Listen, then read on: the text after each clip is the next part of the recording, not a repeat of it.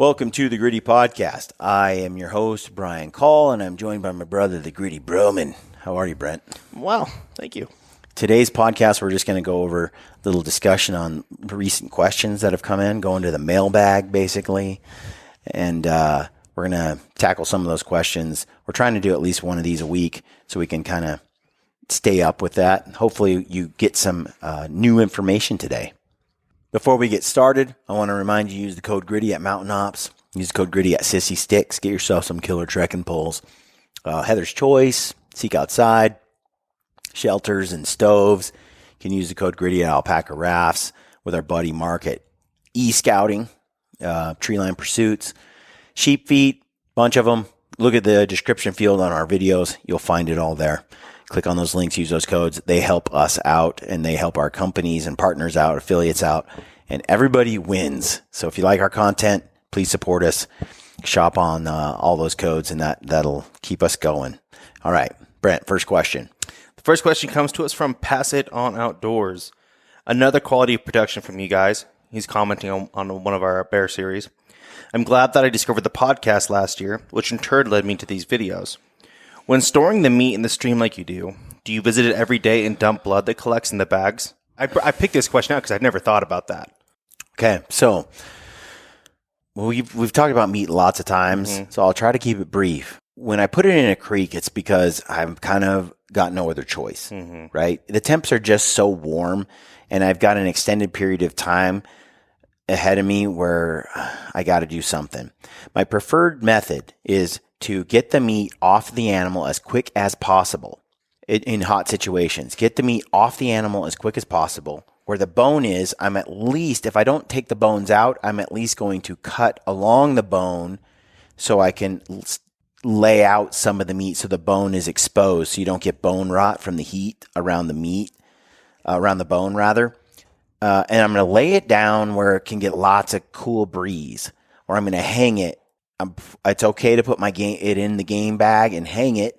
Sometimes, though, if there's no flies or if it's pretty windy, I'll just set it while it's hot like that on a rock or a log or something, a space blanket, which will bring just to lay. They don't weigh anything, a safety space blanket that you can use then as sort of a tarp to put your meat on. And the wind will blow and just completely cool that meat. And when the meat's hot and it comes in direct contact with cold right away, what ends up happening is it develops a crust. It's that hot to cold quickly. So as it rapidly cools while it's hot, it creates kind of a hard rind on the meat. And typically there's not much blood, especially if it does develop a rind, there's really not much blood to it. Sometimes you didn't have that luxury, okay? If you don't let it air cool and let the wind kind of touch it all the way around, it won't get that hard crust. Sometimes that happens for whatever reason. Maybe it's raining, it's wet, or just, the conditions aren't right. In that case, I still do the same thing. I try to store it where it gets some cool wind or whatever in the evening. Throughout the night, I try to let it get lots of airflow, and it drains, it drips maybe if there is some excess blood to it. Then as it hangs in a game bag, the next morning is when I put it in the crick. Okay, so you're not taking it right off the animal and then cricking it. I try not to. So by the time it gets into the crick, usually there is a crunchy crust on it. I don't go straight to a garbage bag ever. Like, you want to keep lots of air. The more oxygen it can get in the first, little bit. Usually when it comes off the animal, you're finding some shade. Let's say it's like 1 o'clock in the afternoon. You break it down by 3 o'clock. The animal's all broken into quarters and pieces and parts. The bones exposed. It's in a cool spot. Maybe it's still 95 degrees. That's troublesome. Because of the flies and other things, you're going to need to just put it inside a game bag to keep them from laying eggs on it and so forth. So then you're hanging it in a cool spot. Maybe it's still 95 degrees, but the wind is still blowing. Okay. It's going to help with that crust on it. It's going to slowly get cooler as the night comes. A lot of the mountain hunts that people are on, right, the evenings are fairly cool. So you get a good cool, even though the days are hot, the evenings are cool. Temps drop down 50 degrees, sometimes lower at night, which is great. Then you get it all cold. The next day, you're headed toward another 90, 100-degree day. While the meat's still cold, that's when I stick it in a garbage bag, heavy-duty bag, put all the quarters in a couple of bags, seal them up tight, tie a knot in it or duct tape it, whatever you do. Maybe you don't even put, that part in the water, and I put it in the water and I stack some rocks on it. Now, it'll keep like that for days after that, and I don't go back and check it and drain it or anything else. I'll keep it for a week like that. But you really only do this if you guys are going to continue the hunt.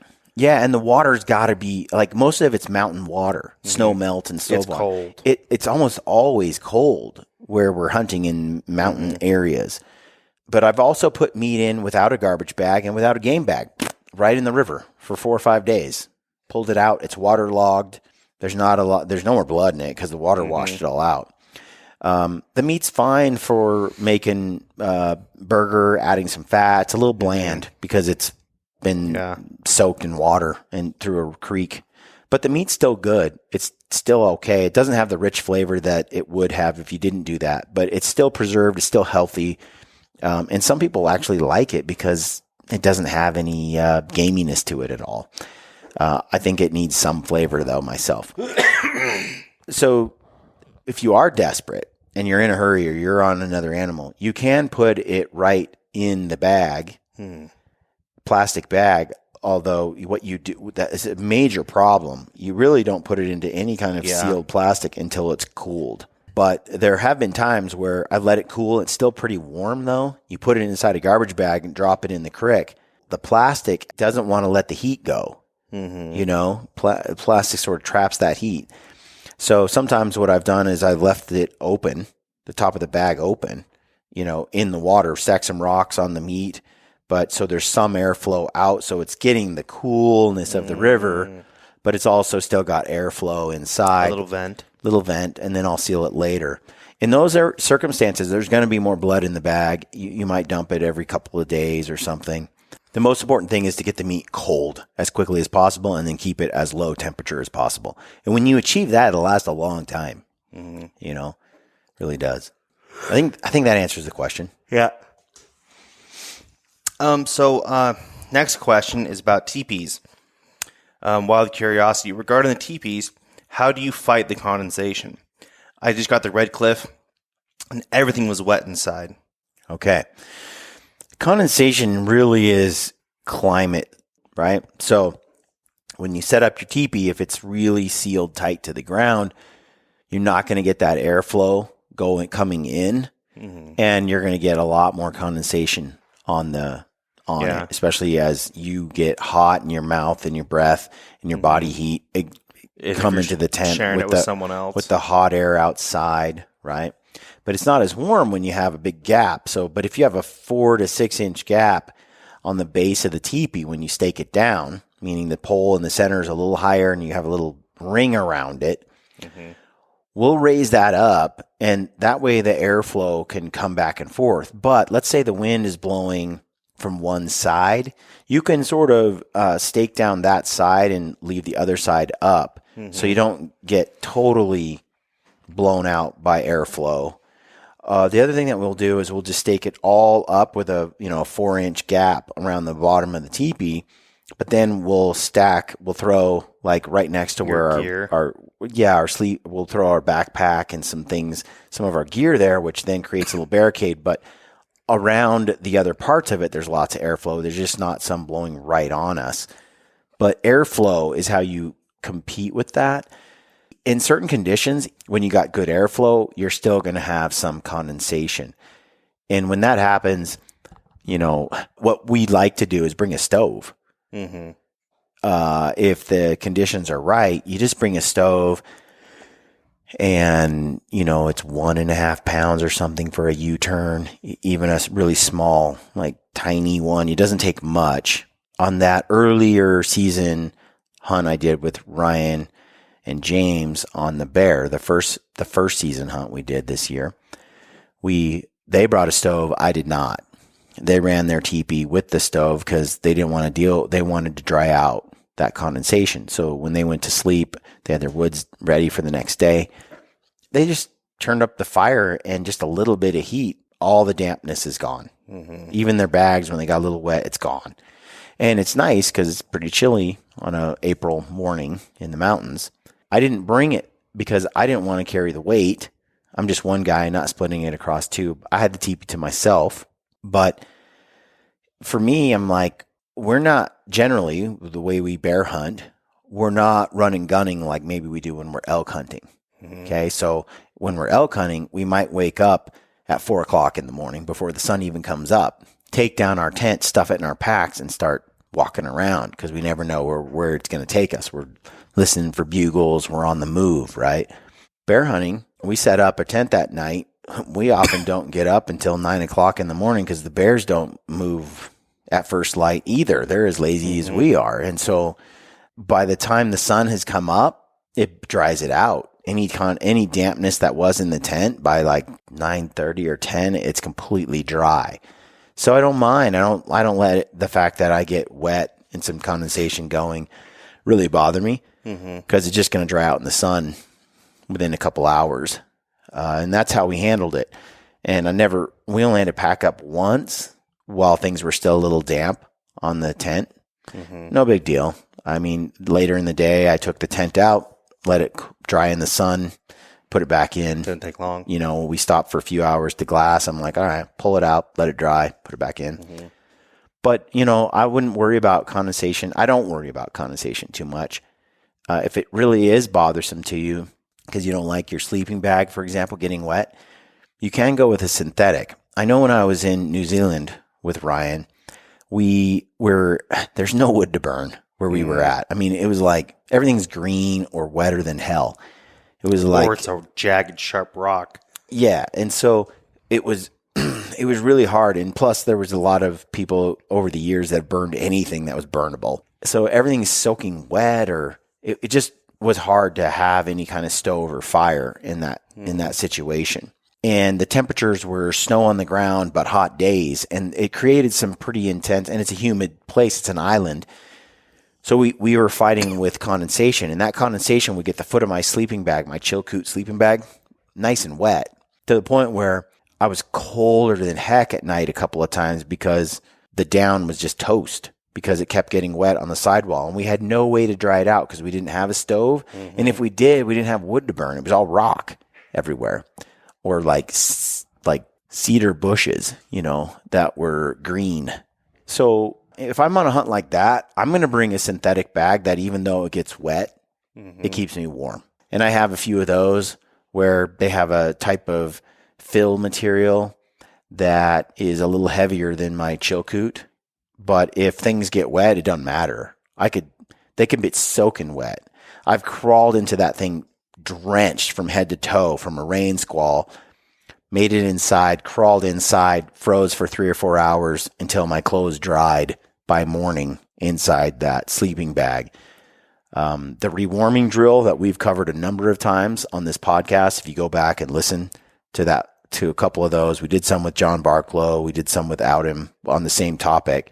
Having that type of sleeping bag is really critical for the rewarming drill. So in certain places, I might opt for a synthetic bag that it will keep you warm even when it's wet, and roll with that. But if I'm dealing in temperatures where I think the sun is going to be out and dry out, if I do deal with condensation, I'm not going to sweat it. I'm just going to let the sun do what it does. Never gets so wet that I'm cold. It's not even cold nights. But that's it in a nutshell. That's the whole strategy. But a U-turn stove by Seek, it's pretty tiny, lightweight. All it takes is a little bit of heat in the morning, and all that condensation is gone. I never want to go out there without a stove. Now, he said he was running the Red Cliff. I think the Red Cliff takes a bigger stove. It's going to take a bigger stove to heat up that space. If it's just you, it's a pretty big tent. I mean, even if it's Cuban fiber, I mean, it's a big tent for one dude. It's giant. It's not that heavy, but bring something that'll keep the condensation off. But like I said, mostly it's airflow. You create a bigger gap at the bottom. Stack get your tent pole higher and get the angles such that you have a 4 or 5 inch gap around the base, and you shouldn't have any more problems with that. All right, next question. Michael Richardson's asks, have you ever considered going suppressed? Getting suppressor for your guys' rifles? Yeah, it's on the list of things to do, like a million other things to do. Especially when we were on the bear hunt recently with the grizzly bears. And y'all that saw it, spoiler alert, those bears charged us, got real close, and we didn't see them or hear them when we had our earplugs in. I don't really want to be in that situation. I think, especially in country like that, especially if we ever blow a predator call in a place like that, I don't want my ears plugged anymore. And I don't really want to deal with game ears of some kind that allow you to hear and then shut off. You know what I mean? And I just don't want to deal with potential damage to hearing, because sometimes you don't get an earplug in, or you have to take a quick shot. And so, yes, when I hunted with Tim Lesser from Leupold Optics, he had a suppressor on his rifle, and it was cool because it was just like no worries. You just shoot. It was nice and quiet and effective. And so, yes, I'm working on that. There's different laws and rules and all of that you have to go through. I don't think it's that big a deal, but you don't see it a lot in the United States, but it has caught on recently. There are more and more. I think for hunting, it's just for personal ear protection. People from foreign countries, they look at us like, you guys are nuts. Like, who doesn't use a suppressor? And it's like, well, we have some weird laws out there that people think if you put a suppressor on it, you're an assassin instead of, just someone trying to protect their ears. I will say this, that my hearing has been really good my whole life because I've taken good care of it.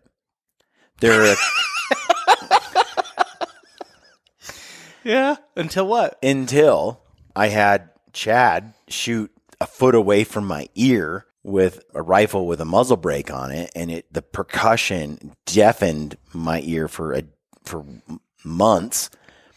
And then another time, same thing happened. Another guy shot a gun near me without me having my ear protection on. And a couple of those times, the ringing stayed with me for days, weeks, and my ears were really in pain when I heard any loud noises. And it was those particular moments of being around a gun that had a muzzle brake that has caused some deficiency in hearing. Up until that point, I'd been doing great, but there's been some irreparable damage, I feel, from a couple of those instances. So it's a real thing. Definitely is. So speaking of the bears, the bear films, Justin Thusen asks, what the heck was with that gyrating bear? Yeah. So Brent put a little video together because you guys, it's not really, we have all the best of intentions at Gritty. Like, we have so much footage that we don't show you. The problem is days don't have 48 hours in them. Right. Like, there's just a lot to do. But Brent put together a little teaser clip with that gyrating sow with that boar, which is funny. Grizzly sow, female. And he had Marvin Gaye's Let's Get It On as the soundtrack. Because basically, the sow was in heat. Major heat. She was so horny, and she was trying to get that boar's attention. She was dancing, wiggling, literally jumping up and down. She was like licking herself, rubbing herself. She's dragging it across the ground. Yeah, poor girl. She wanted that boar. Like, nature was doing its thing, telling her to seduce a man. And he had obviously bred her quite a few times when we came across. He was so tired. He was tired. He's like old. He's humongous, giant bear, hot day. And she was just, fine, I'm going to leave. And then he would go and head her off, make it so she couldn't leave, make her come back. And she'd be like, fine, then do something about it. And he's like, no, I'm too tired. I'm too tired, babe. And he'd lay there. Nowhere. Yeah. So what you saw was, a sow in heat. It's a pretty cool video. I've never seen anything like it myself, actually. I haven't seen footage with a sow, acting that ready, with a boar that's that tired. He's busted, dude. He's broken. Yeah. His will's been shattered. We saw so many grizzly back there, big boars and sows. And we talked a lot about this behind the scenes, about grizzly numbers. I don't know if we ever talked about it on camera, but we were looking at grizzly numbers in the U.S. and the lower 48 and stuff like that. And you were thinking that they were not very accurate. I think the last census was done like 2014. Yeah, when you go and you look up grizzly bear density in the census data, it'll a lot of them will say last study done 2013 or something like that. Because I was trying to figure out, well, these numbers don't reflect sort of the experience that we had up there. They show this major increase in grizzly bear growth, population density, and then they just show this flatness from like 2013 or 14 to now. Yeah, like nothing's changed whatsoever. Yeah, and in you're 9, like 10 years. You're like, okay, you've got this straight up growth, and then it just stops and it just goes flat and they're not being hunted, and the deaths are all recorded. Yeah, which is what blows my mind. They can record all the deaths, but they can't record all of them being born. Well, the data is really interesting. We should just do a different podcast on this topic. We should. It's interesting. We should get a bear expert on here, perhaps, and tap into them. If anyone knows any bear expert, not like your cousin Johnny who shoots a lot of bears, but someone, a biologist or something. Yeah.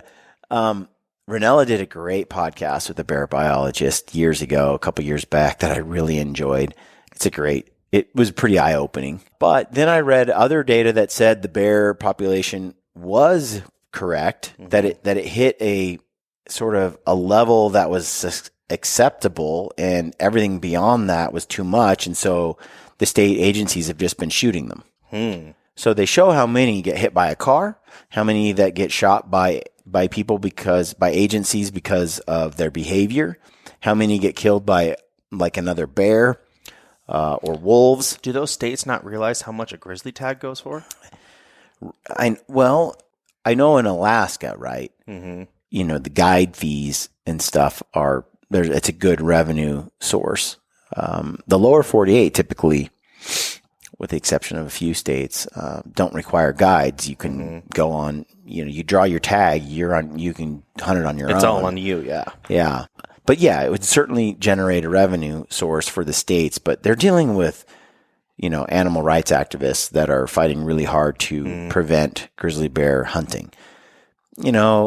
That'll probably, I think saner minds will prevail over time.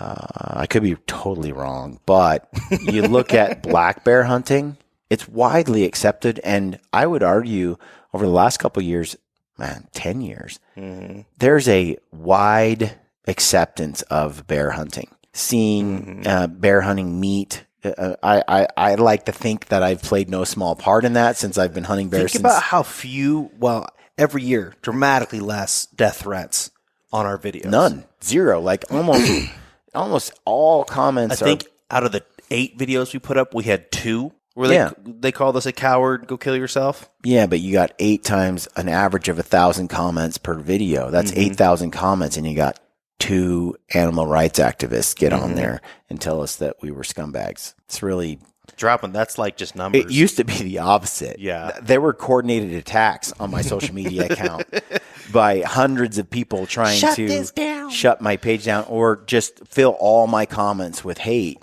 There's 2 things at play here. How much of it is the algorithms in today's big tech that affects what happens, right? So do my algorithms, for example, does big tech take our content and only feed it to people that sort of agree with the way we think? Therefore, we aren't getting a lot of that blowback because the people don't see it. And then all the PETA and animal rights people that are out there doing their crazy stuff, you and I don't see it because the algorithms keep it away from us. Steering them away. Yeah, so in a way, it's not really a free speech platform anymore, social and YouTube and so forth. It's a place for each of us to hang out in our echo chambers and think that's reality. I do notice that when you go into someone's comments, the majority of those comments are aligned with whatever that person is saying or doing. Except for CNN, they get lambasted on YouTube. Well, I don't really, it could be that at play, or perceptions have changed, or it's a combination of both. I suspect it's a combination of both. I know there are a lot of people today that are excited to bear hunt or have begun bear hunting that bear meat, especially mountain bear meat, is becoming highly sought after and recognized as valuable. The experience is looked at as, something that everyone is, as a hunter, would like to aspire to, as they see bear hunting in a more spot and stock style than sitting over some bait somewhere. There's just been a lot of misconceptions. And I think the vast amount of education around bears and bear hunting and bear meat, it's all about education and knowledge. And now I think you have a lot of people who that are non-hunters that value bear in a different way or see it in a different way. And therefore we have more mainstream support for bear hunting, more than we've ever had. And populations are proving to be very sustainable. And in areas where they ban bear hunting, like in New Jersey or something, where they're just out of control, I would love to go hunting in New Jersey. they just have to, people are like, hey, we're dying here. They're eating our dogs. They're coming into yards. Like, you guys need to do something to manage this population. And instead of it being a revenue stream where the state manages the meat, manages the licenses and the sales, and lets people go and harvest them from all over the nation, instead of doing that and turning it into a revenue source, they use it as a taxpayer expense item, and they hire people at very expensive rates to go out and do the same job that hunters would pay good money to. And so it makes no fiscal sense. There's no economic sense behind the way it's managed, and it's not very effective the other way, and it takes a lot of taxpayer dollars. And in terms of things that need to be done when budgets are tight, especially in places such as New Jersey, people don't want to pay. The tax dollars aren't going to go to managing bears. They're going to go to, dealing with some other, budget item that they feel is more dire than the bear situation. And so a lot of emotional and foolish decisions made around bear hunting. But I think that I think that what we are seeing, though, is a change, and that more people are accepting and valuing bear hunting, and that will flow from black bear to grizzly bear over time. And as grizzly bear populations continue to grow and cause problems, more and more people are going to be like, okay, it's sort of like a lion in Africa. They're like, yeah, let's kill some of these lions because the one killed my 3-year-old the other day, right? Like, when it's impacting your life, all of a sudden you're like, yeah, I don't mind if this animal's managed by hunters. In fact, I value that. Bring them in, come onto my property, help me get rid of this bear legally through this process. And I think you'll see grizzly hunting change over time. Okay. Next question. Justin Edelman. How long will your cheese last without being refrigerated? I know hard cheeses can last quite a while. Just curious what your experience has been. So people ask this all the time. They ask, it's funny, I rarely get around to answering it, but people ask all the time when they look at my food choices. You bring a lot of cheese. Yeah, I bring a lot of cheese. I bring a lot of stuff that'll spoil outside of a refrigerator. So far, so good. Yeah? I mean, honestly. How long have you had a Baby Bell in your bag and then eaten it? 14 days at least. Yeah. At least. In the sun. A lot of times. Like, look, it's in wax. I don't know what that means. I told my wife, she's like, they keep cheese in wax for, in a cool, dry cellar. For 3 years. I'm like, yeah, not in the hot sun. But so I bring the Tillamook little cheese squares, the snack ones, the white cheddar and the sharp cheddar and a few different ones. I grew up in Oregon. I love Tillamook cheese. And then I bring the Baby Bells in the wax. And I don't bother with the low-fat stuff, people. That's not the point. I want the flavor and the delish. And so I get the tasty, fatty ones, fatty cheeses. And I don't worry about they last forever. They last a couple of weeks. You're fine. They're not going to kill you. Even if you did eat spoiled cheese, it's just moldy. It's probably not going to affect you unless you're allergic to mold, which most of us are not. It will taste funny. But so far, it's never happened. It's always been fine. I mean, it gets a little oily as the heat heats up and kind of splits some of it, separates it. Not so much the Baby Bells, but the Tillamook sometimes. The yellow cheeses, definitely. Not the white cheeses as much. But I bring an assortment. Another thing that I bring that people ask me about are perfect bars because they're refrigerated. They're refrigerated at the grocery store. They're refrigerated, when you bring them home. They say keep them in the refrigerator or the freezer, which we do. But they got a lot of fresh ingredients. But you read on the package, it says, what's it say? Like, these are okay out of the fridge for 7 days or 6 days or something like that. So really like 20. So, and it's like, okay, so it's got some omega-3s in it, which will probably turn a bit or whatever, or maybe some other ingredients that aren't quite as fresh. But there's nothing in it that, because it's been out of the fridge for 14 days, is going to be super negative, or you're not getting food poisoning, right? It's just not as fresh. So I bring those. What else do I bring, Brent? I bring salami. I bring salami, like pre-cut salami. Like sometimes I'll throw those into a Ziploc with cheese, bring some cheese to go with it, and some crackers. And so I'll have salami, cheese, and crackers up there, kind of a mix. But anything that we throw on that list, man, everything can last out of the fridge for at least 2 weeks. A lot longer than you think. Yeah. My wife, her family's from Europe, and she has an uncle who married this Chinese lady. He teaches English to Chinese people over there, and he was saying, someone said something about the chicken's been on the counter for a couple hours, like it might not be good. Mm-hmm. And he's just like, you Westerners, blah, blah, blah. We'll leave chicken on the counter for days and then deep fry it, and it's fine, blah, blah, blah, blah, blah. And I was like, yeah, I don't want to roll that dice. Well, there are certain things that can make you really sick. Younger Brent might have rolled the dice. Older Brent's not into that game no more. Younger Brent did roll the dice with raw bear meat. He got some snake eyes. Got some trichinosis. Here's the deal. When it comes to, I do feel like I've lived in some foreign countries, and in other countries, like let's say India, Japan, some people don't even have a refrigerator. Some of that food they just deal with it. They leave it out of the refrigerator for days at a time. It's like those people that have bagged milk and they just leave it on the counter. Yeah, when you're in New Zealand, their eggs are on the counter, on the shelf with the bread. They're not in a freezer. Things are very different in other parts of the world, and when you've been there, you kind of go, oh, okay, not everything has to be preserved like that. We also grew up with a grandma had an iron stomach that grew up without a refrigerator, right? Mm-hmm. She's from that generation, and for years never had one. And when they invented them, she just didn't care. And so we grew up with a grandmother who hardly would refrigerate anything, milk, whatever. It was just kind of kept on the counter. You're like, there's a refrigerator right here. Just put it in there. I remember one time opening up their freezer. Someone was there at the house watching it while they were gone for a couple weeks, and they picked me up. I was young. I was like 8. Yeah. We go back there. We open up the freezer, and there's an owl that had been stuffed into the freezer. Some owl had gotten in the house and died. Look, that doesn't surprise me. I got all sorts of stories.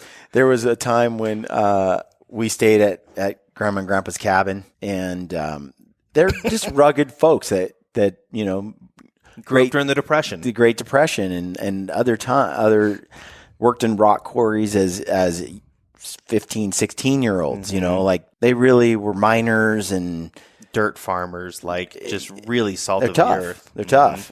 Different people, which I valued because they taught us to be tough. And so picture that. Ben and I are outside working like a dog. We're like, gosh, I was 21. He was 21. I was 22 maybe. And we were pouring concrete and building a patio for him, digging with a shovel. It was nightmarish. It was a lot of physical labor in the summer, from sunlight California. to sundown. Yeah, July, August. Grandma goes out and buys some chicken, leaves it in the car all day, and into the next day she goes to cook it. This is raw chicken. Goes in to cook it, and she's like, "Where's the chicken?"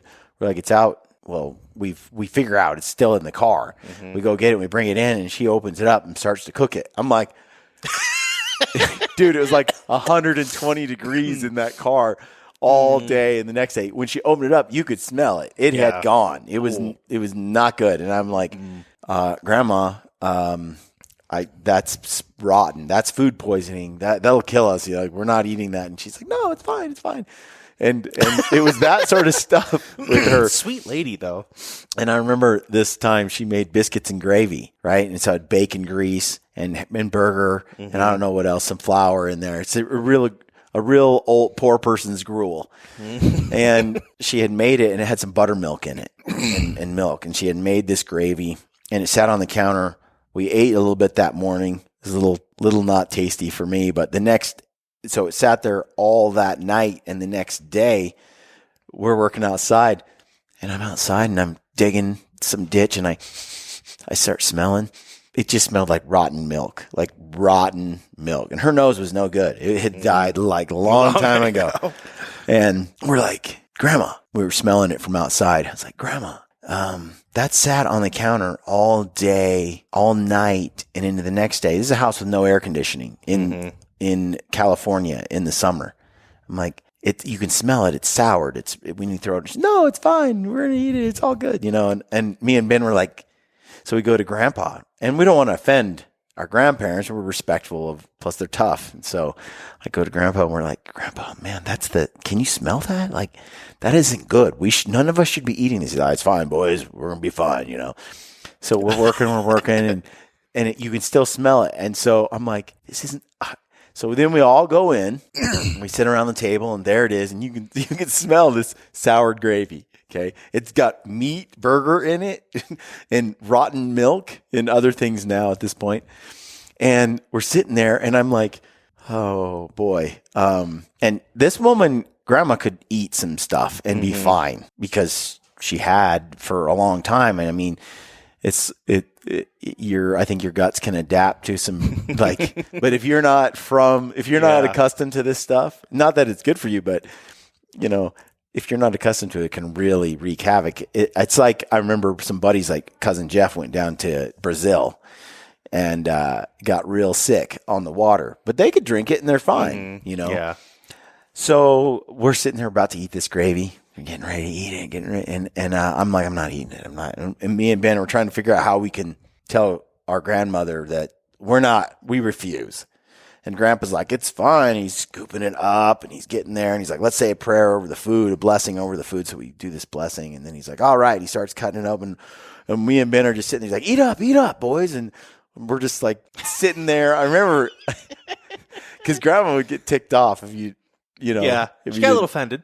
And anyway, we're sitting there and we're getting ready and he's about to put it in his mouth, and he starts laughing, Grandpa, and he drops his fork. He's like, Donna, we are not eating this. It's rotten. He's like, let's order out. We're not eating this. Boy, you boys, I had you going, ha, ha, ha. He thought it was real funny that they got cooked up. And she's like, are you sure? It seemed fine to me. And he's like, no, it's bad. It's turned. It's over. Time to walk away. Dump this stuff out. Let's get sandwiches. So we went to a sandwich shop, got some sandwiches instead. But, spoiled food can be risky. A lot of people, by this time in their life, maybe have experienced food poisoning. It's nothing to mess around with. But cheese is not going to be a problem. Cheese isn't going to, and some of these cured meats, they're not going to be a problem either. Jerky, of course, is not. But even some of that, bringing out a cured log of salami and stuff like that, totally fine.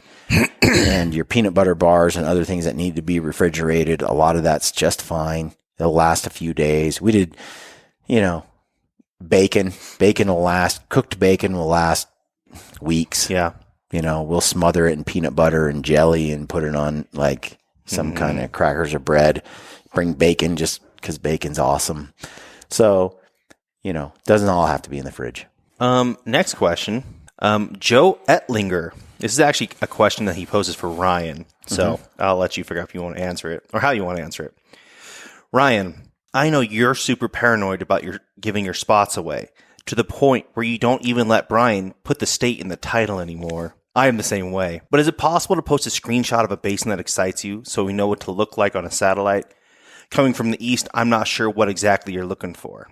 Well, first of all, Ryan doesn't tell me what to do. But also, yeah, I've been not disclosing the state for a long time before I even met Ryan. It's just that people haven't, seen as much. We've produced, since Ryan and I started hunting together, we've probably, I don't know, we're pushing 10 times the content that we used to in the video form. We've gotten better at it too, just by working our butts off and learning and figuring it out. So, we really want, first of all, Ryan and I both were trying to show that it's not as much where you hunt, it's how you hunt. Let's focus on that more, do a resurgence on that, what it takes to really be a successful hunter with the how, and less on the where. And how many times have you gone into a place past guys that said, we've been here for 3 or 4 days, there's nothing in here, blah, blah, blah, and then you guys shoot something in there? Every time, as long as it's within close proximity to the trailhead. But we go so much further than they go often. But there are still guys we have run into in the same area we're at, and we're into action every day. And they're saying, we haven't seen anything in the same 6-day window. That's happened lots.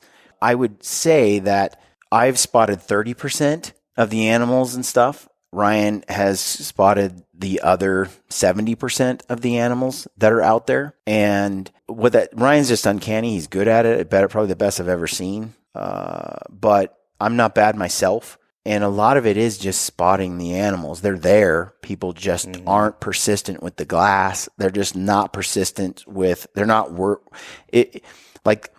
feel like we can often spend a day or two in a spot and be fairly certain with how diligent we are behind the glass that what we're looking for is not there. And then with confidence move to the next spot and put in the time until we find the animal we're looking for. I think a lot of guys, and it's from sun up to sundown behind the glass. I just don't think a lot of guys put that kind of time in. They just don't.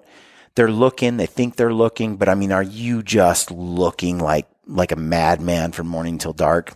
And that's what it takes a lot of times. I remember a couple of times hearing Ryan say how guilty he felt that he wasn't up at first light glassing.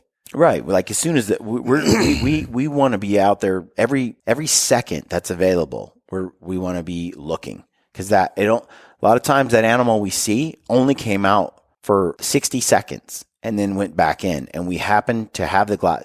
Think of all the animals we'd never see that are probably there. It probably happens to us a lot, right?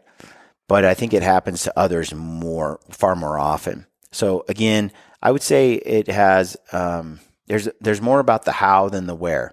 That said, I'm not going to deny that where is important either. I'm not saying that it's not. I just don't think it's the emphasis, because where we're killing animals are on over-the-counter public land hunts in multiple states, lots of different states.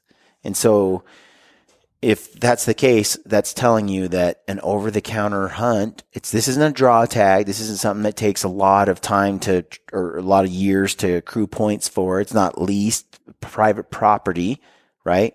The point is, if you know what you're doing, then the where, you can kind of find animals in all the spots. I mean, we're looking for places that are off the grid, off the road, that are hard to get to, that have barriers and challenges to getting into.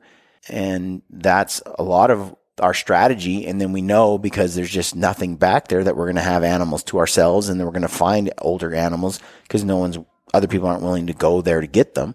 Obviously, that's part of our strategy if you watch any videos. And that can be done by anybody, So, but we do, if you watch our films, we are trying, is this individual watching the films, Brent, that asked the question? Yep. Because, I mean, we are taking pictures of basins a lot of times. We are showing you like our routes, the way the wind is blowing. You kind of are seeing that. But if you really want an idea of, I think the best thing that you can do right now is check out the e-scouting class by Mark Livesey. The link is always in the description field of our videos.